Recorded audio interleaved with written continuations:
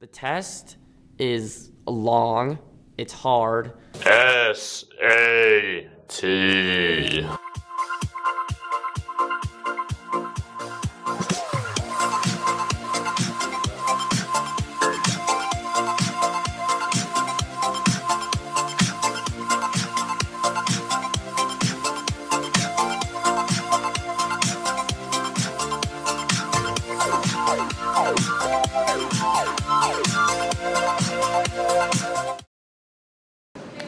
Have you taken the SAT? No. What do you think about the SAT? It's pretty easy. I mean, not No, too it's hard. not. Parker, what test did you take? I took the ACT. What test did you take? I took the SAT. I took the ACT. So I first took the SAT and I only took the SAT. I didn't take the ACT. How do you plan on preparing for it? I guess studying in one of those book thingies. How do you plan on studying for the SAT? Careful. Why did you take this test? The SAT seems, it seems better for me. It seemed like I could do better on it, and I did do well on it, so I didn't feel the need to take the ACT, which seemed a lot harder to me. Do you remember your score? On the SAT, I got an 1840 on the SAT on my first try. I'm getting another score back pretty soon. And what did you think of it? I thought it was pretty rough. I didn't prepare very well for it, and it was a little bit of a challenge for me. Plus, the air conditioning went out at the school I was taking it at. I was not prepared at all. I just come back from winter break, hadn't studied the entire time. I almost forgot about it, in fact. But when I came in there, I was expecting a really hard test. But in fact, the SAT is just a reasoning test, so it's mostly common sense. How would you describe the test? The test is long, it's hard, it's you have to be very focused for 4 hours of straight testing, and usually you take the full length to finish a section. So it's just like you finish a section and then bam, it's another section. So you have to be really focused. That was then, but what about now? Good afternoon. Do you know or have any information on how the SAT is going to change? I do. I have several facts about that. First of all, it will be implemented next spring. 2016 will be the first time you will test it in the new SAT. This fall, the PSAT will be the new PSAT, and the first practice new SAT will be this spring. It will come out. So basically the SAT, the new design, is trying to be more like the ACT, where you are not going to be marked off for wrong answers, and the essay is going to be optional. So it's going to be a 3-hour test, which is different from now, and you're not going to start with an essay. You'll have reading, writing, math, and an optional essay. So the optional essay at the end will be 50 minutes if you want to take that. studies show that the more income your family makes, the more likely you have of getting a better score on the SAT. And we have Marshall Finley from Apple Roof Tutoring Service here for more information. So my name is Marshall Finley. I'm with Apple Roof Tutoring Services, and we primarily help students with the SAT and ACT college admissions tests. Okay, from your experience, do you tutor mostly for the SAT or the ACT? One of the things that we as a company recommend our students do is take an SAT and ACT practice test before deciding which test to go with. The tests are, at the moment, very, very different, and so we believe that, and our research shows that about 25% of students will perform better in one test over another. So we generally see a pretty even split in terms of students who decide to take the SAT or decide to take the ACT. Right now the ACT is the more popular test. How available is this information to the students? Unfortunately right now, not all that much. And the College Board they said that they were going to release a practice PSAT in December. And it's December.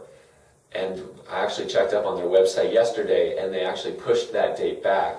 Now they're going to release some practice problems in December, but they're not going to release a full PSAT, a redesigned PSAT, until March. Okay, and have you had a lot of students ask you about the new SAT? We have. Thinking about taking it to the next level, the new standards will change that. Here's Ms. Garcia with more. What are the new requirements to play a college sport? The new requirements for Division 1 and 2 would be changing for 2016. There's a higher requirement for test scores. There's a sliding scale that goes with GPA and test scores.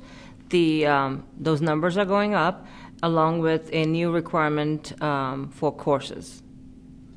How will the new SAT affect these requirements?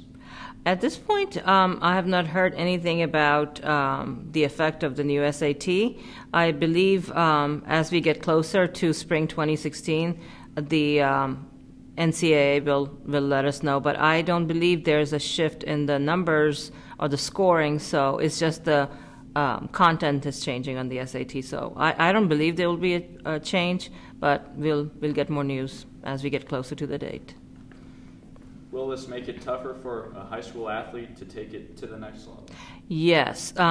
It would not be an issue for students who are doing really well, but students who are on the border in terms of being on track to graduate, this is going to have a big impact. With the new requirements, you need to have completed 10 courses, academic courses, before starting senior year, so you cannot be retained, you cannot be behind. So if you are, then it's going to affect your standings for NCAA. Is there anything else you would like to add on to that?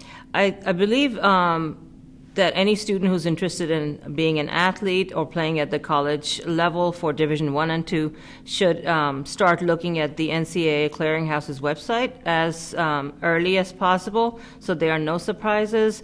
It's very informative and gives you all the details for the test scores and the GPA that is required and the courses that are needed to be eligible. Talks about the 16 core courses that the students need to have completed in order to be eligible. What is the required GPA in order to participate? It's going up to a 2.3 for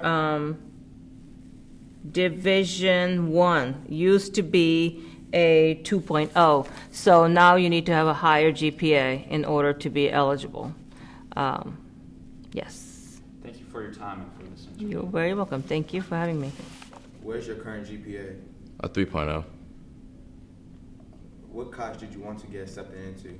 I wanted to get accepted into Ohio Wesleyan, Radford, Mount Union, Virginia Wesleyan, and a couple other schools up north, but the college I'm going to is Ohio Wesleyan.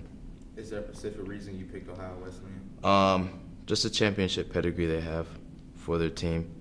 The head coach there, Jay Martin, is the winningest coach of all NCAA soccer.